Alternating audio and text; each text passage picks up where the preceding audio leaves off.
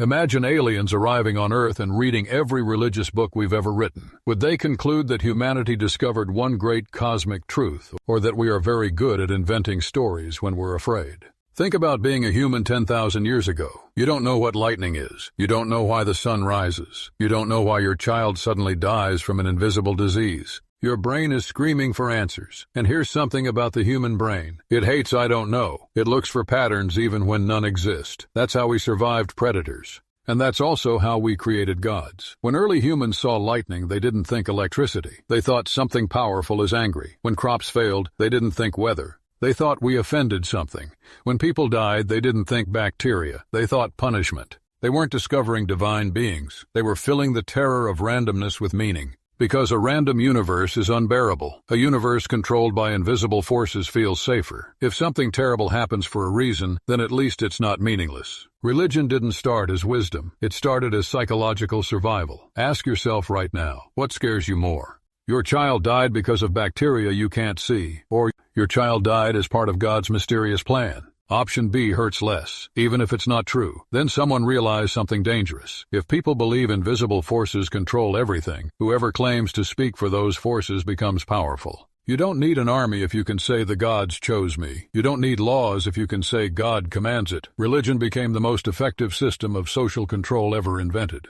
That's why Egyptian pharaohs called themselves gods. That's why European kings claimed divine right. That's why priests stood beside emperors. Power didn't come from heaven. Heaven was used to justify power. Look at every major civilization. Same pattern, different gods, same control mechanism. And here's something religions don't like you to notice. They borrow from each other. Virgin births existed long before Jesus. Horus in Egypt, born of Virgin Isis in 3000 BC. Krishna in India, born of Virgin Devaki in 3000 BC. Jesus in Palestine, born of Virgin Mary around year 0. Dying and rising gods, Osiris in Egypt, Dionysus in Greece, then Jesus. Flood myths, Epic of Gilgamesh in Sumeria, 2100 BC. One family, one boat, global flood. Noah in the Bible, 1400 BC. Exact same story, different names. New religions didn't receive fresh truth. They remixed old stories. Christianity borrowed pagan winter solstice and called it Christmas. Borrowed spring fertility rituals and called it Easter. Borrowed Roman sun worship and made Sunday the Sabbath. That's not revelation. That's cultural evolution. Gods don't get recycled. Stories do.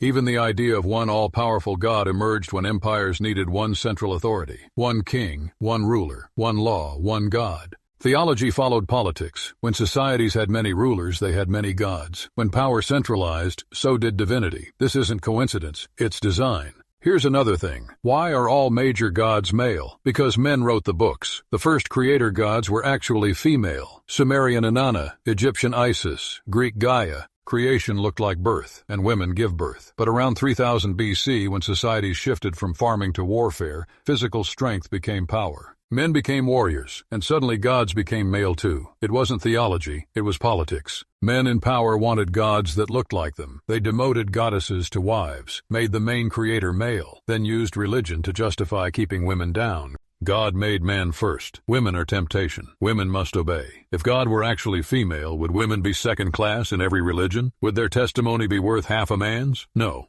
But God is male because men wrote the rules. Religion also learned how to hold people emotionally. It mixed fear and hope perfectly. Eternal punishment on one side, eternal reward on the other. Obey and you're saved. Question and you burn. That's not evidence. That's emotional leverage. And it worked because humans fear loss more than they desire gain. Hell is more powerful than heaven. Think about it. If heaven and hell didn't exist, would you still follow the rules? If yes, then you're moral without religion. If no, then you're only behaving because you're scared. That's not morality. That's coercion. Religions also perfected the unprovable promise. Obey now. Get rewarded after you die. Can't prove it's true. Can't prove it's false. Perfect scam. You pay now with obedience, money, and time. Get your reward when you're dead and can't complain. Name one other industry where that business model is legal. So why do people still believe? Because belief is taught before doubt is allowed. Children learn religion before they learn how to think critically. A child told from age 2 that a book is sacred, that doubt is sin, will believe it before they know how to question.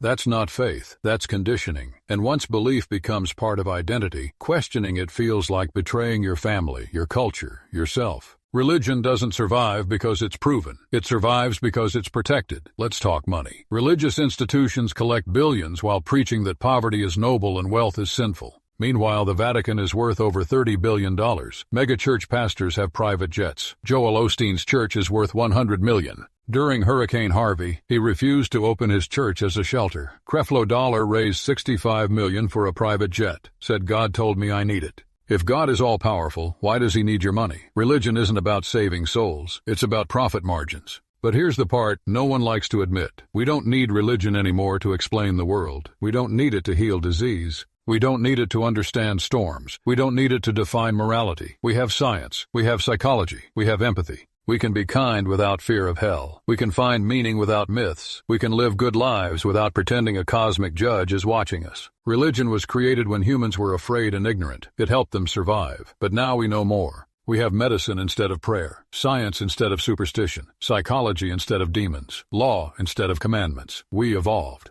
The question isn't why religion was invented. The question is, now that we understand where it came from, why are we still afraid to let it go? If this made you uncomfortable, good. That means you're thinking instead of repeating what you were told. Drop a comment. What's one religious belief you've questioned? And if you're religious and disagree, I genuinely want to hear why. Hit subscribe if you want more uncomfortable truths. See you next time.